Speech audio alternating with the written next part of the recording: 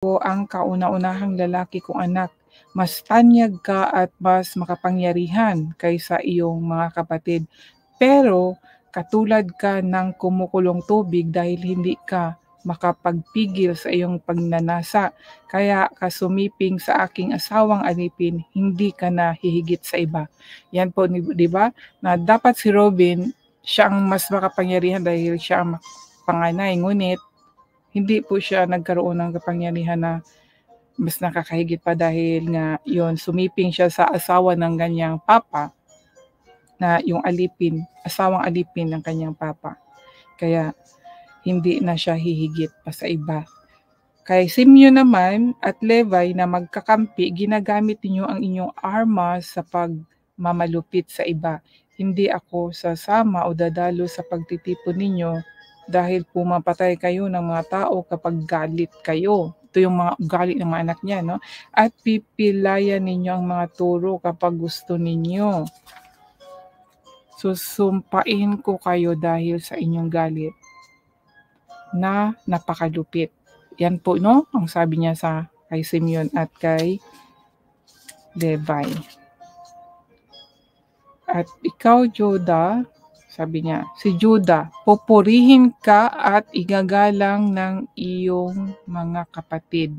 So si Judah po ang mas nakakahigit dahil siya po yung igagalang.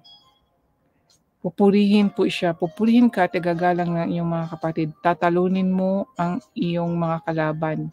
Katulad ka ng batang leon na matapos hanapin at ang sisilain ay bumabalik sa kanyang lungga at ron.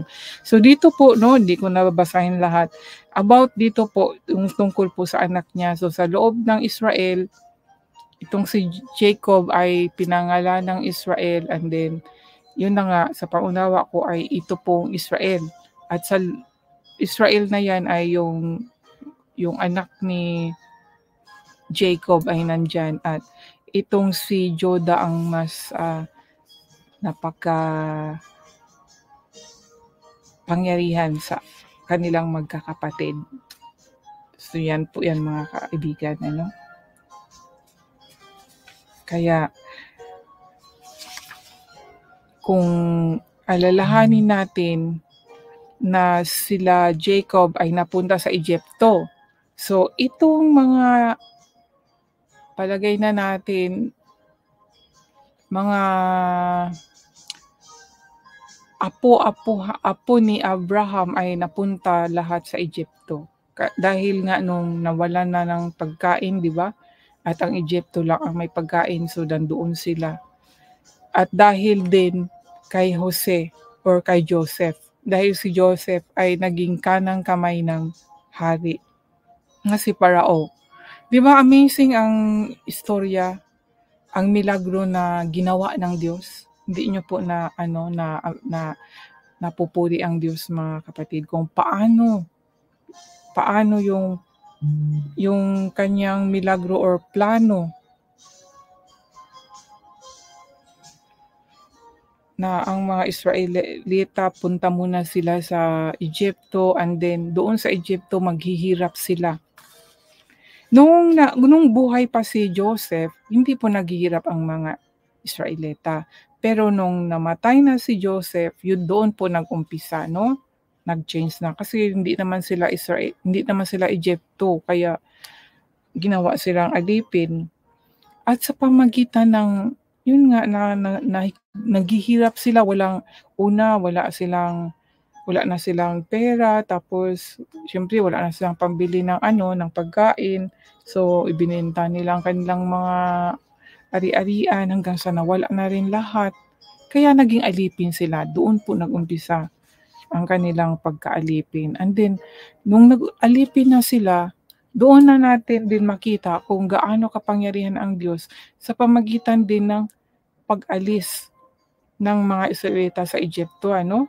Doon yung mga himala nga na ating nababasa.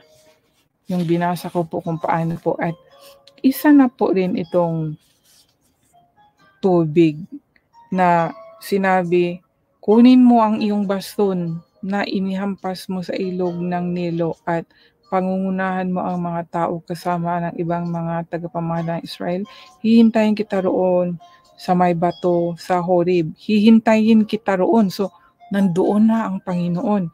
Sabi niya, hintayin kita. Sinabi niya kay Moises, hihintayin kita roon. Kapag naroon ka na, paluin mo ang bato at lalabas ang tubig na iinumin ng bato. Di ba nakaka-amaze mga kaibigan?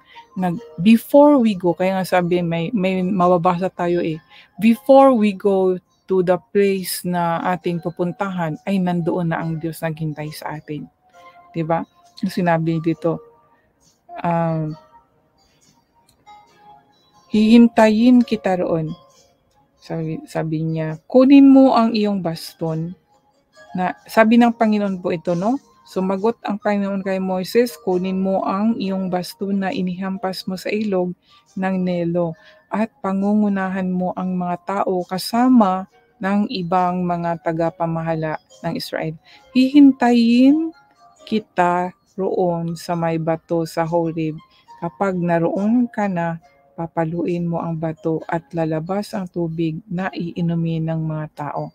Imagine, God already there kahit sa atin din mga kapatid. Ang Diyos nandoon na siya.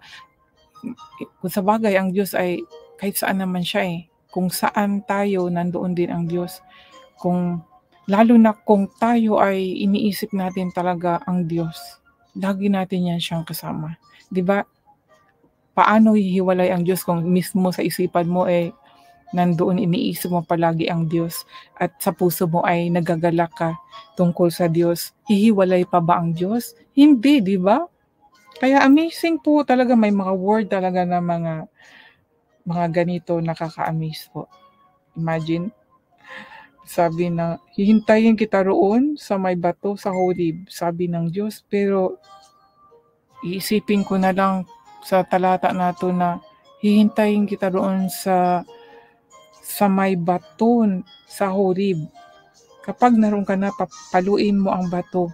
Parang ready na talaga Sa aking pangunawa, ready na yung tubig na yan Papaluin na lang. So baga, ug-ugin na lang para lalabas yung yung bato. Di ba? Amazing, di ba? Okay na yan Na na yan, naka-ready na yan, naka-prepare na yan kasi papaluin lang ay lalabas na yung baga naka-close lang siya. Kailangan lang ng buksan sa pamagitan ng pamalo. Imagine, amazing, di ba? Yung word, kung paano dinideliver yung word, paano sinabi. Pero kung ating uunawain, nandoon na yung tubig. Nandoon na. Kasi nandoon na ang Diyos. Naghihintay na siya. Ibig sabihin, nandoon na yung tubig. Kulang na lang, buksan na lang para aagos na, lalabas na siya para mainom, di ba? Siyempre kung ang tubig sa gripo, di ba, kailangan i-close natin pag gagamitin natin, bubuksan natin. Parang ganoon, di ba? Sabi dito, kapag naroon ka na, paluin mo ang bato at lalabas ang tubig na iinumin ng mga tao. Amazing, di ba? Paluin mo para lalabas yung tubig. Kaya amazing ang dito.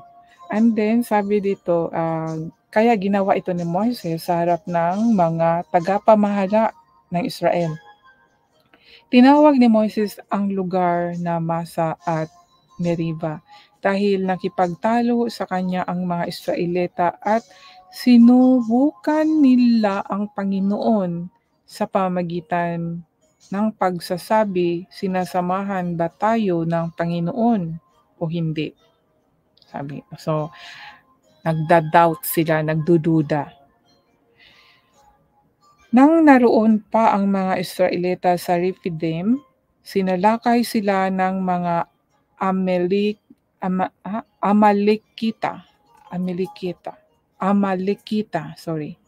Amalekita. Sinabi ni Moises kay Jose,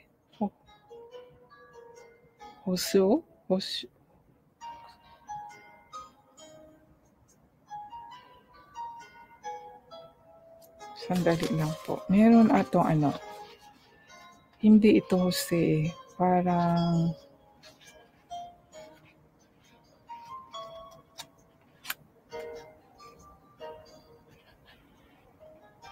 Sandali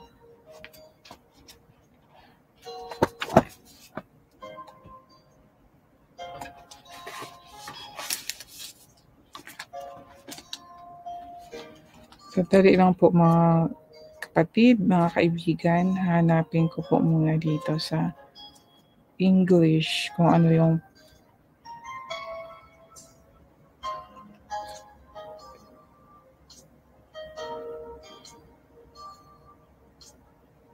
Joshua. Okay. Ito, ang hirap naman kasi sa Tagalog. Joshua. Sabihin ko na lang, Joshua na lang ang aking babanggit dito ha. Kasi sa Tagalog, Josoy. Sa English, Joshua. At nang naroon pa ang mga Israelita sa Rephidim, sinalakay sila ng mga Amalekita. Sinabi ni Moises kay Joshua, pumili ka ng ilang tauhan natin at makipaglaban kayo sa mga Amalekita. Tatayo ako bukas sa ibabaw ng burol habang hawak ang baston na inuutos ng Diyos na dalhin ko. Kaya nakipaglaban sina Joshua sa mga Amalekita ayon sa inuutos ni Moises habang sina Moises, Aaron at Hor ay umakyat sa burol. At habang nakataas ang kamay ni Moises, nanalo ang mga Israelita. Pero kapag ibinababa niya ang kanyang kamay, nananalo naman ang mga Amalekita. Nang bandang huling nangalay na ang kamay ni Moises, imagine po mga kaibigan ha, nangalay ang kamay ni Moises kaya kinuha nila Aaron at Hor ang isang bato at pinaupo doon si Moises. Itinaas ni Aaron ang isang kamay ni Moises at ganoon din ang ginawa ni Hor sa isang kamay hanggang sa lumubog ang araw. Kaya natalo nina Joshua ang mga Amalekita. Amalekita pala. Ang hirap naman ito.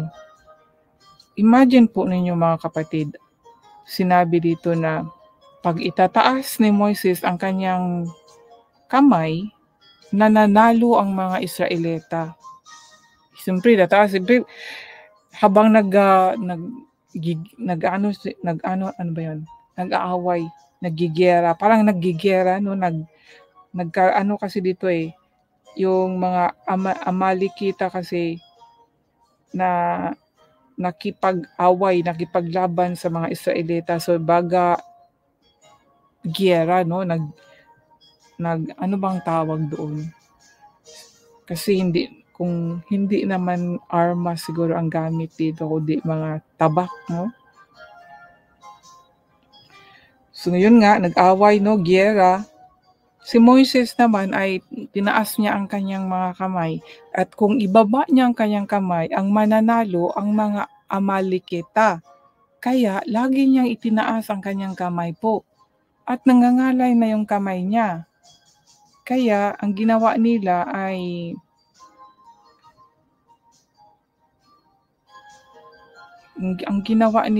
ito nga, pinaupo